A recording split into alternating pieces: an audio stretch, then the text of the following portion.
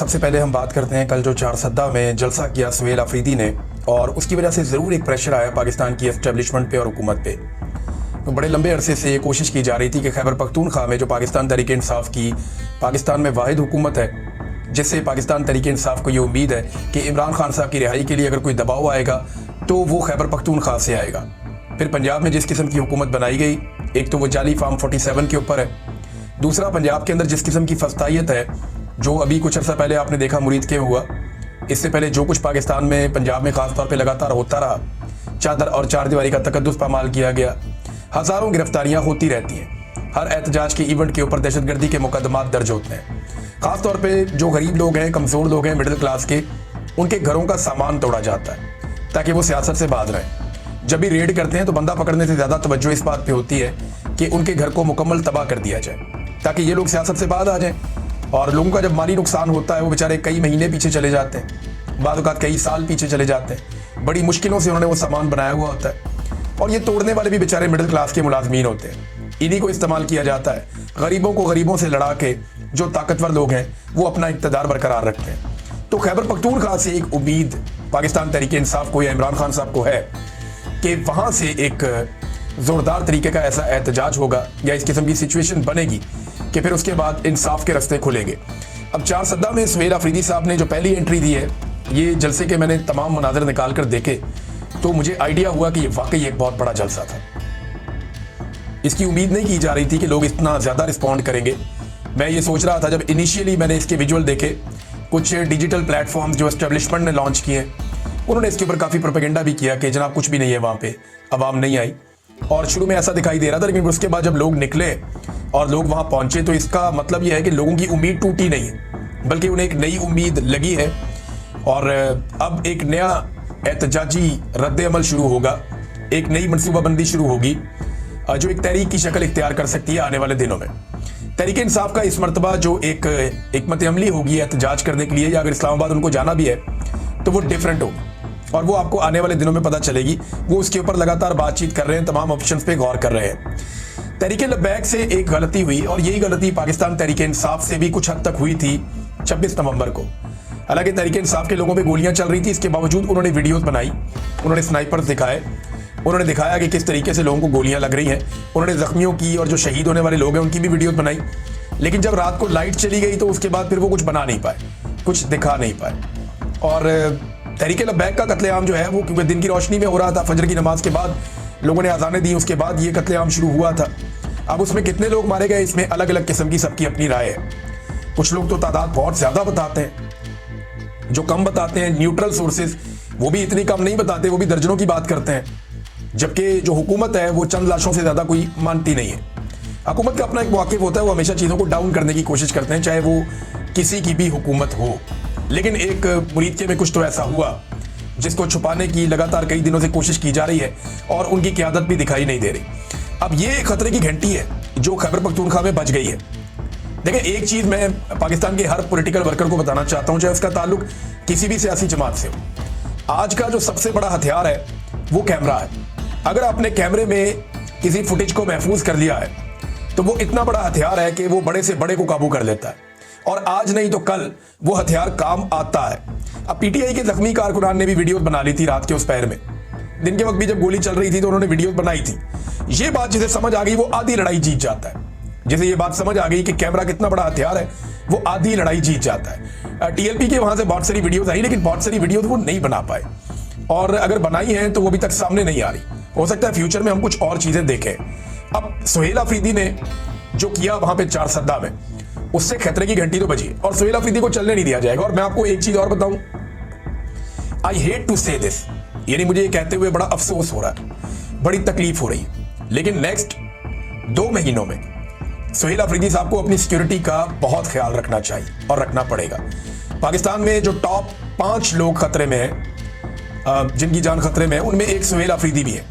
और मैं अगले 2 महीनों की अगर बात कर रहा हूं तो आप सब समझदार हैं, आप सबको आइडिया है कि अक्टूबर और नवंबर का महीना पाकिस्तान में बहुत डेडली होता है। अरशद शरीफ की शहादत अक्टूबर के महीने में हुई, इमरान खान साहब पे गोलियां नवंबर के बिल्कुल शुरू में चली, और ये वो वक्त होता है जब एक आर्मी चीफ की रिटायरमेंट आ रही होती है और नया आर्मी चीफ आने की कोशिश कर रहा होता है और पुराना आर्मी चीफ एक्सटेंशन लेने की कोशिश कर रहा होता है। इससे ज्यादा मैं कहना कुछ नहीं चाहता क्योंकि वो इल्जाम हो जाएगा, लेकिन मैं ये बता देता हूं कि सुहेल अफरीदी साहब की सिक्योरिटी का प्रॉपर बंदोबस्त आईजी खैबर पख्तूनख्वा को और उनके साथियों को करना चाहिए। आज एक कबायली जरगा भी होने जा रहा है और ये जिला खैबर बाड़ा में होने जा रहा है और ये तारीखी अमन जरगा है। इसके अंदर कौमी मशरान, सियासी मशरान, उलमा इकराम, तलबा तंजीमें, सिविल सोसाइटी और हर मकतबा फिक्र से ताल्लुक रखने वाले सिविलियंस इस जरगे में शिरकत करेंगे। सुहेल अफरीदी साहब आज इस जरगे को लीड कर रहे हैं, वो भी जा रहे हैं इस जरगे के अंदर और ये जरगे ही अमन के रास्ते को खोलेंगे। यहीं पे जो फैसले होंगे, देखिए इन जरगों में मेरे ख्याल में नफरत वाला सिलसिला खत्म होना चाहिए रियासत की जानिब से पहले और फिर जो जरगे के अंदर कबायली लोग मौजूद हैं उनकी जानिब से बाद में।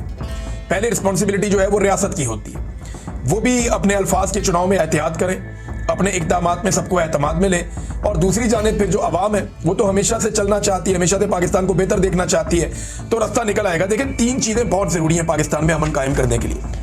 आज मैं आपके सामने अपना एनालिसिस रख लेता हूँ और इन 3 चीज़ों से बाहर अमन नहीं आएगा।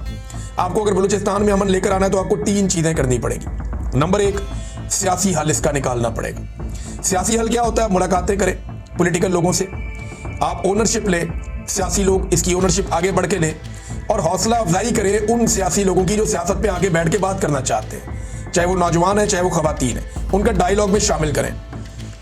और साथ ही इसके जो है महरूमियों का खात्मा किया जाए, ये भी सियासी हल का हिस्सा है कि लोगों के हकूक उनको दिए जाए, सेहत, तालीम, रोजगार, मेयार जिंदगी, ये सियासतदानों की रिस्पॉन्सिबिलिटी है। ये सियासी हल का हिस्सा है, जो पहला हल है सियासी हल।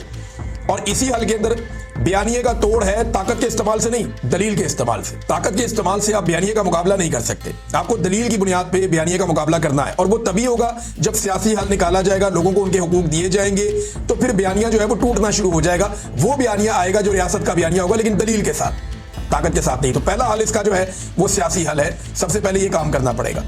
दूसरा मरहला है अमन का मौका दिया जाए, यानी आप डायलॉग का रास्ता खोलें, हथियार फेंकवाएं, जो लोग हथियार फेंकना चाहते हैं उनको हथियार फेंकने का मौका दिया जाए, मुख्तलिफ किस्म के रियासती पैकेजेस अनाउंस किए जाएं, आम माफी का ऐलान भी किया जाए उन लोगों के लिए जिनको आप दे सकते हैं माफी, आप उसमें जो है वो क्लासिफिकेशन कर सकते हैं और अमन मुआहदे किए जाएं ताकि मैक्सिमम लोगों को कौमी धारे के अंदर लाया जा सके। आज कच्चे के डाकुओं के साथ ये किया जा रहा है ना सिंध में, वो इसकी बहुत प्रमोशन भी कर रहे हैं, तो आपको ये करना होगा। पहला मरला इसका सियासी हल है, सियासतदानों को आगे आना पड़ेगा।